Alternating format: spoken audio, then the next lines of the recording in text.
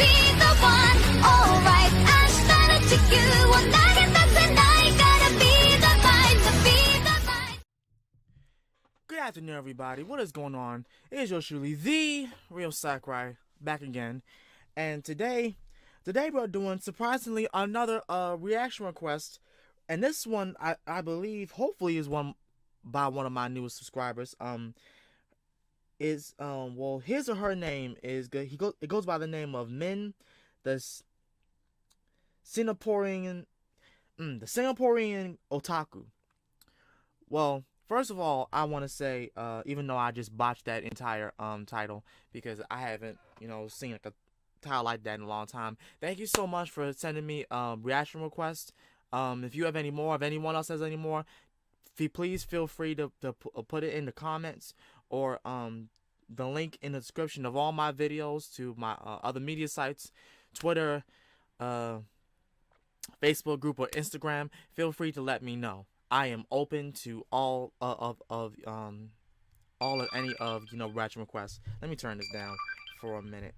But yeah, the video that he or she sent to us to react to is gonna be by, surprisingly, Loxin and Gnoggin again. And I haven't done a video for them in a while. This one is talking about, scientifically speaking, how strong is One Punch Man. Now let me tell you guys something. I love One Punch Man. I watched the whole first season and I freaking loved it. Every single episode of it. So I'm definitely interested in having a look at this. So without further ado, let's get into this, shall we? Punches! One of humans' few methods of attack without the use of a tool. We humans don't have claws or teeth or anything of the sort, so when under attack we have few options other than flailing our limbs about wildly. But for most of us, even this doesn't help too much, with the exception of those of us trained in combat and those of us with a higher strength stat. Some humans are able to put out a lot of power, like we see here. MMA legend Bas Rutten punches hard enough to cause some serious damage, including rupturing a spleen. A punch at 1,300 pounds of force. But can he defeat giant monsters with nothing more than a single punch? Can he cause fire to burst from his hands? Didn't think so. One Punch Man. One Punch Man is an interesting series. From webcomic to manga to anime, it just keeps getting wackier. It all circles around the story of Saitama, a superhero whose super strength allows him to defeat most adversaries in a single punch. Right. And not even a punch at full force. He's shattered golems into rubble and splattered beings into gore. He's even punched the rain away. How does that even work? But what truly is the extent of his power? What if One Punch Man punched you in the face once? Well, at this point the anime, the webcomic, and the manga have yet to finish, so something could happen in the future that debunks everything I'm about to say, but as of right now, let's figure out what would happen if Saitama punched you in the face at full force.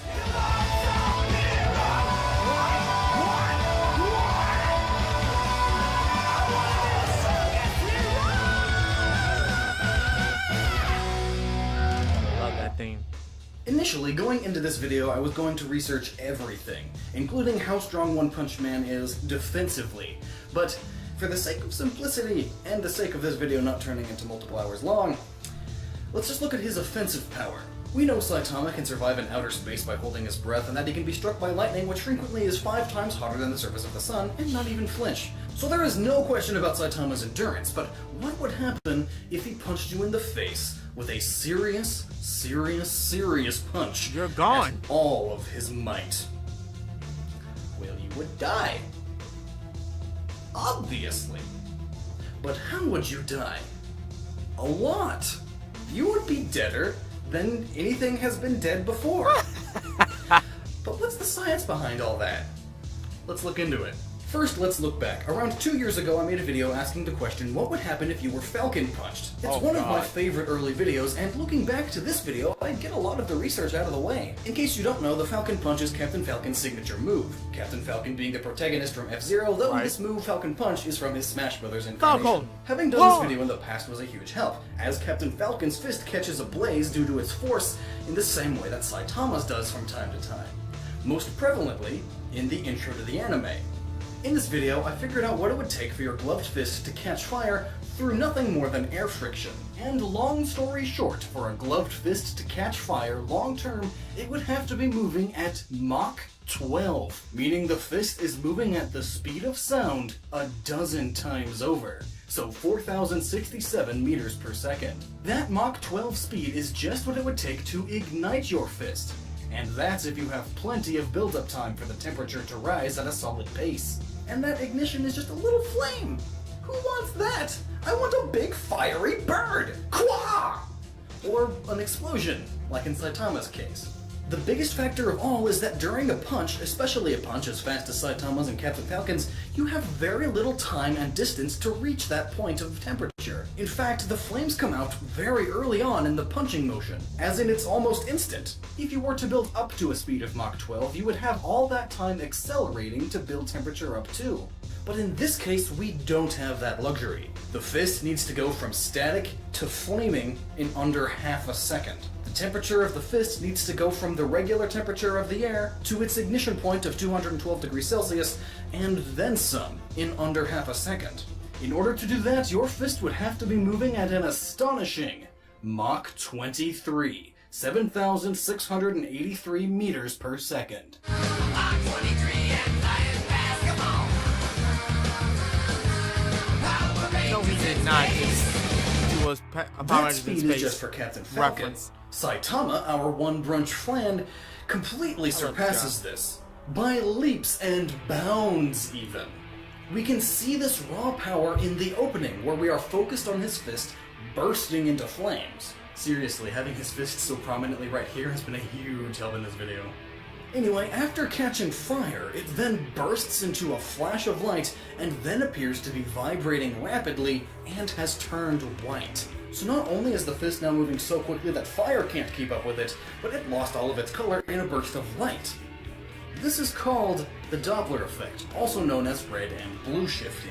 To best explain it, let's imagine you're standing on the sidewalk and you see a fire truck heading your way. You hear the sirens going off, and as it passes you, the sirens sound a bit different and odd compared to when the fire truck was coming towards you. Yeah! Now that the truck has passed you, the sirens sound lower and slower and slower. From the siren's perspective, it's been putting out the same sound as ever, but from the observer, it has gone from high-pitched and fast to low-pitched and slow. This is due to the differing wavelengths of the sound. As the source of the sound approaches you, the sound waves are condensed, getting smaller, thus faster. But when the source of the sound is moving away from you, they are longer and slower. Interestingly, this same phenomenon applies to light as well. It just is hard to notice to the typical observer because light just moves so dang fast. So to get an idea of how it works, we need to look to the stars, which happen to be light years away. If stars are approaching the Earth, it has shorter light waves, as they are more compressed, so stars have a bluish tint. Whereas stars moving away from the Earth appear to be red-shifted, because we are getting the longer wavelengths. And while Saitama's fist doesn't exactly blue shift into a greenish hue, it does lose its color and has a chromatic aberration filter applied to it. Not everything has to be 100% scientifically correct, and in this case, we call it artistic license or artistic liberty. Artists do this all the time, changing something to not be as scientifically or historically accurate, but in doing so, they make it look a lot cooler. And honestly, this looks way cooler than if it was just changing I'm sorry. This all the time, changing something to not be as Gotta look at this scientifically or historically accurate, but in doing so, they make it look a lot cooler. And honestly, this looks way cooler than if it was just changing into a green That's a color. different video. Bleh. But taking this screenshot into Photoshop reveals that this white is actually just a really, really bright purple. So it's kind of accurate? Anyway, for something to blue shift drastically enough to lose all of its red color, it would have to be moving very, very quickly. As in 46 to 54% of the speed of light. And for the sake of simplicity, rather than going with this range, let's just say 50%. 50% the speed of light is the speed that Saitama's fist is moving right here in the intro. Which, as of now, seems to be the fastest his fist has ever moved, and thus, this is the seriousest punch he has ever given. As of now. So moving at half the speed of light would mean that his fist is moving at that many meters per second. Or more simply, 335.5 million miles an hour. Now, it could be argued that Saitama can indeed go faster than light, as he was able to dodge the light speed slash attack by Flashy Flash, aka Light Speed Flash. However, it can also be argued, and with significantly more evidence to back it up, namely science, that Light Speed Flash and Slash are just names, and not actually the speed of light. If this character could go at the speed of light, then every atom he would hit would explode, including all of them in the air and in a very wide radius. Light speed is simply an exaggeration. So now for the literally burning question. What would happen if you were punched by Saitama at full force? Or at least at the force as seen in the intro. And again, for the sake of simplicity, we will assume that Saitama's fist is the average size for a male fist. Well, firstly, this means you will be punched at a force of 95 quadrillion 950 trillion joules of force, or about the equivalent of 23 megatons of TNT, meaning about 1,400 times more powerful than Little Boy, the nuclear bomb dropped on Hiroshima. If this punch happened in Miami, Florida, this would be its effect. New Jersey, this effect. And nothing of value would be lost. What gets interesting is that because this explosion is caused by a sideways moving punch rather than a dropped bomb, the explosion wouldn't be a perfect circle. Rather, it would be somewhat cone-shaped. There would be this spike poking out of the sphere. Yeah. And this spike and sheer power of Saitama makes sense, as we frequently see him accidentally taking out mountains along with the enemies. That a was feat the that best generally scene takes ever for kilotons that and episode. megatons of power to do. And while being punched by Saitama, you'll have to be dealing with significantly more than just the force of the shockwaves, because as the fist moves, it starts heating up more and more, hence the igniting. But at full force, this fist goes beyond ignition, and as it speeds up, its mass and density increases exponentially, and in the end it will be around 71 trillion 500 billion degrees Fahrenheit, which is 2.6 million times hotter than the core of our sun, and about 24,000 times hotter than the hottest stars we know of. And it doesn't really matter how much further we go with this, because at this point, and a significant number of points below it, you will not only die in one punch, but You'll be evaporated. your body will be turned into mist. Yeah, Burned and exploded disintegrated. at the molecular level. Liquefied. Yeah. Getting punched in the head in this case is extremely mind-blowing. Just as mind-blowing as how overused this joke is. Noggin. And this is only Why? what would happen if you were punched by Saitama, specifically with this punch in the opening sequence. And he could very well be restraining himself here too, as he often could does be! restrain himself, not even bothering with half of the punches he pulls. So it is very possible that even this is not the maximum limit of his power. But we'll just have to wait and see where the story takes us. So until next time, stay awesome, thank you for watching, and remember to keep using that noggin. I will be using the noggin. Noggin. Hey everyone, in the Lots of comments noggin. below, argue about who would win, Saitama or Goku. Oh, Saitama or Goku? He just tried to ask who would win, Saitama or Goku. Is that even a question at this point? Is that even a question at this point? Goku, I'm sorry. Look. As much as a Dragon Ball Z fan I am, because they already done, botched Goku, saying that he couldn't last against Superman and all that. And they try to make Superman beat God because he's powered by the sun. Well, guess what, motherfucker? We have a character that's in anime that has punches, according to Gnoggin, that literally is the core center of the damn sun and the hottest star in our universe. That's how hard he supposedly normal punches. Because we see it in the last episode of season 1. Saitama does a normal punch, 300 consecutive normal punches. And evaporated that dude. That alien got he got disintegrated. Just as Gnoggin said, he was disintegrated. And those were normal punches. Normal punches. Even if Goku, being as he is now with Ultra Instinct and possibly Super Saiyan Blue 2 that Vegeta just passed on, spoilers if you haven't watched it yet. The only reason why I know is because I found out about it. But yes, even with all that, there's no way. There's obviously no way. I feel like Saitama did more than what he told what's his dog? What's his protege's name? Genos? The cyborg? I forget his name. It's been a long time since I watched the episodes. But yeah, I feel like it's more than what he told him. Cause it can't just be him doing 1,000 push-ups, 1,000 sit-ups every day for 2 years without an AC, an air conditioner in his apartment. Because he even mentioned that he literally took the AC out because it was making him weaker. The man was doing laps around a lake every day. Probably like 10 times over. I feel like he was either trained by some a very high class hero, or Chuck Norris, Shanks. Who else?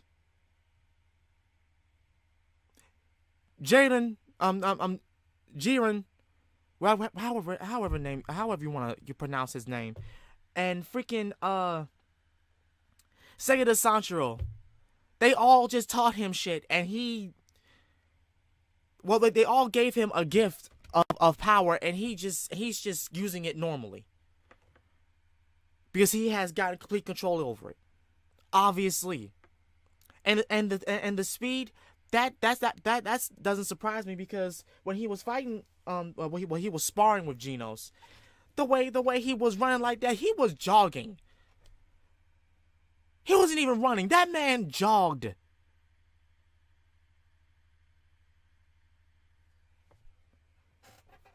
It's no contest. That's all I'm gonna say. And especially with Superman, please let's not even get this conversation. Because if I just said that that Goku couldn't outlast, that Goku damn sure couldn't outlast him, Superman's not gonna outlast him. I don't care how powerful you make him. Saitama literally can survive in space. And he doesn't even need to be in space that freaking long. All he has to do is just hit Superman once. That's it. That's all he has to do. There was literally a video. I'm probably gonna react to that, or probably give my interpretation of that in my review of that. But yeah, Saitama literally punched his face, and his entire head was gone. The head was gone. So I don't know what y'all expect if Superman goes, his God mode once he is fused with the sun. Well, guess what? He has moves that is equivalent to the same element, the same damn shit. You telling me you can outlast that, Superman? No. He beat a guy in the last episode of his season, going as full power as he possibly go, the same way you did, only without the sun. But it was in that same facility, and he still lost to Saitama. And Saitama didn't break a sweat. He didn't break a damn sweat.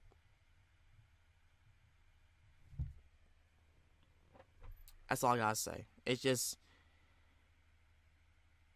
it's no contest, and like it amazes me how some people try to defend these other characters to say, oh, Saitama will lose against them, Saitama will lose against that.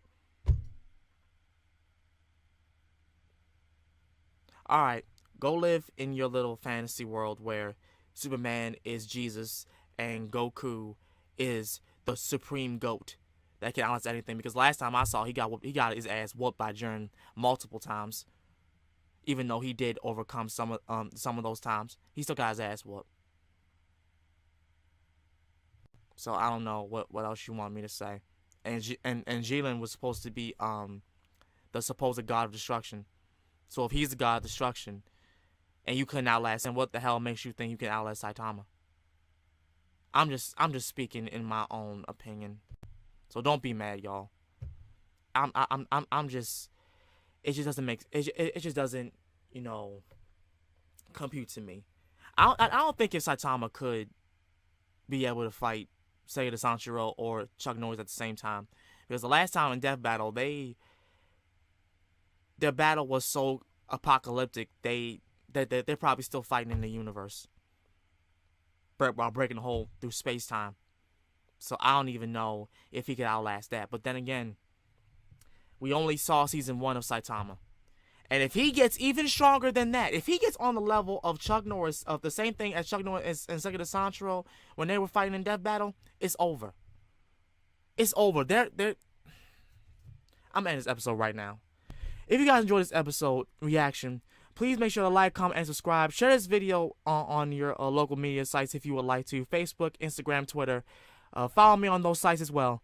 As such, this has been The Real Sakurai, and I love One Punch Man. I'll see you guys next time. Peace.